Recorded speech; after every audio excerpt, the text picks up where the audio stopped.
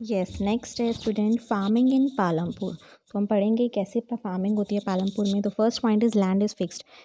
Yes, जो हमारी farming है वो पालमपुर की एक मेन प्रोडक्शन एक्टिविटी है। और यहाँ पे पालमपुर में 75% जो पीपल हैं वो किस पे डिपेंड है बच्चों? फार्मिंग पे ही डिपेंड है अपने लिवलीहुड के लिए, ठीक है। And they could be farmers और फार्म लेबरर्स। अब बच्चों ये समझो फार्मर्स क्या होता है और फार्म लेबरर्स क्या होता है। फार्मर्स वो होते हैं बच्चों जो जिनके पास अपनी लैंड है और वो अपनी ही खेतीबाड़ी कर रहे हैं। फार्म लेबर्स बच्चों वो होते हैं जिनके पास अपनी लैंड नहीं है और वो किसी फार्मर के अंडर में काम कर रहे हैं, ठीक है, किसी की ज़मीन पे काम कर रहे हैं, एज अ जॉब कर रहे हैं। Okay, so this is the difference. और अच्छा, बाकी जो वेल बीइंग है इन लोगों की, ये बहुत ही आपस में एक दूसरे से क्लोजली रिलेटेड है to the production on the farms, क्योंकि जो फार्म लेबर्स हैं वो फार्मर्स के अंडर में ही काम कर रहे हैं। ओके, सो अगर हम बात करेंगे कि लैंड एरिया जो है कल्टीवेशन का वो हमारा फिक्स्ड है यहाँ पे। एंड 1960 से पालमपुर में क्या हुआ था, कोई भी लैंड एरिया एक्सपेंशन नहीं हुआ था। कल्टीवेशन में जितना लैंड था उतना ही था, उससे बढ़ाया नहीं गया था। लेकिन जो भी उस टाइम ये देखा गया बच्चों कि जो भी वेस्ट लैंड था जहाँ पे कुछ उसका यूज़ नहीं हो रहा था, जहाँ पे गार्बेज वगैरह पड़ा था, तो उसको खाली करा गया और उस लैंड को, कल्टिवेटेड लैंड को बढ़ाया गया ताकि हम और फार्मिंग कर सकें। बट इसके अलावा और कोई भी ऑप्शन नहीं था, इतना ही बस हो सकता था। ओके, तो जब इतने में ही हो सकता था, इससे ज़्यादा वो लैंड, कहते हैं ना land is fix, main first point है लैंड इज़ फिक्स। तो लैंड हमारा फिक्स था पालमपुर में, उससे ज़्यादा वो बढ़ाया नहीं जा सकता था। तो अब करें क्या? तो अब वो ये सेकंड पॉइंट ये है बच्चों कि is there a way one can grow more from the same land? क्या हम उसी लैंड में, जो हमारी लैंड फिक्स्ड है पालमपुर में, क्या उसमें हम और क्रॉप्स वन और मोर देन वन से क्रॉप से हम क्या और ग्रो कर सकते हैं? Yes, we can do. तो पालमपुर में बच्चों सारी फैसिलिटीज़ थी। सो पालमपुर जो है वो एक उत्तर प्रदेश की वेस्टर्न पार्ट में आता है और यहाँ पे जो है ना पालमपुर की सारी लैंड कल्टीवेट है, मैंने आपको बता दी, कोई भी लैंड बची हुई नहीं है।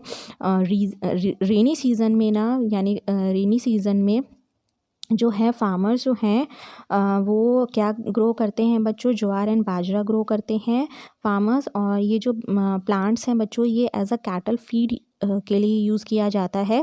एंड यहाँ पे it is followed by cultivation of potato between October and December. और यहाँ पे किसका ग्रो होता है? मतलब पोटैटो का कल्टीवेशन की जाती है अक्टूबर एंड दिसंबर के बीच में। एंड विंटर सीज़न में जो है रॉबी क्रॉप्स ग्रो की जाती हैं। रेनी सीज़न में कौन सी क्रॉप ग्रो की जा रही थी? Kharif.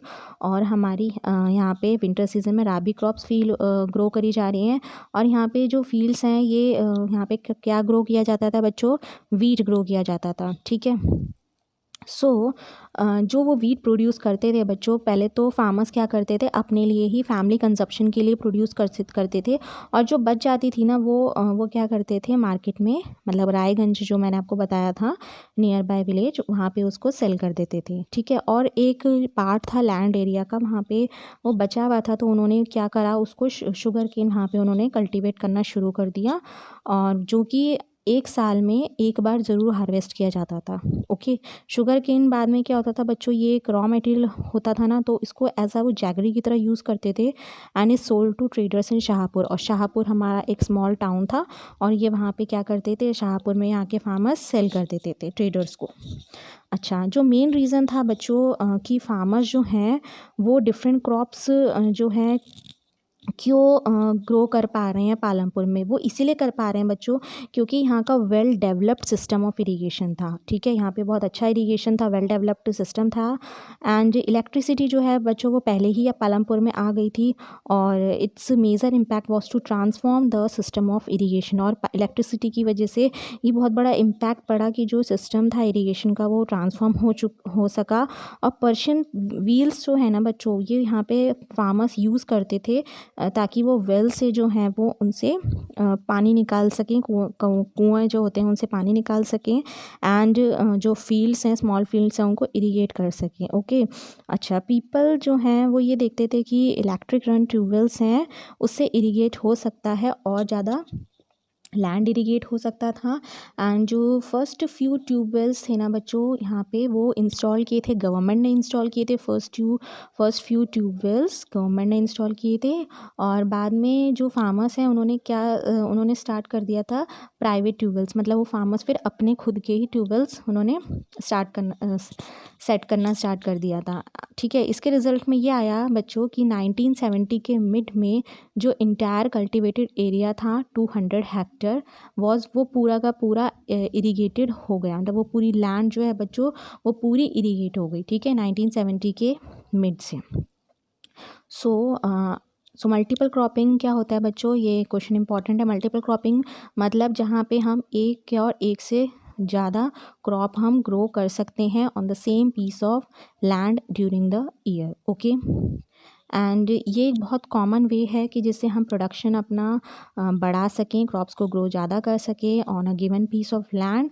And all farmers in Palampur grow at least 2 main crops. और हर फार्मर जो है ना बच्चों पालमपुर में सारे के सारे वो 2 मेन क्रॉप्स तो ग्रो करते ही थे, क्योंकि वहाँ का वेल डेवलप्ड इरीगेशन सिस्टम है। And many are growing potato as a third crop. ठीक है, और बाकी जो मोस्ट ऑफ द क्या फार्मर्स क्या करते थे, जो थर्ड ग्रो क्रॉप करते थे वो पोटैटो होती थी। ओके, इन द पास्ट 15 और टू 20 ईयर्स, मतलब ये 15 से 20 साल से ये यही करते आ रहे हैं। ओके।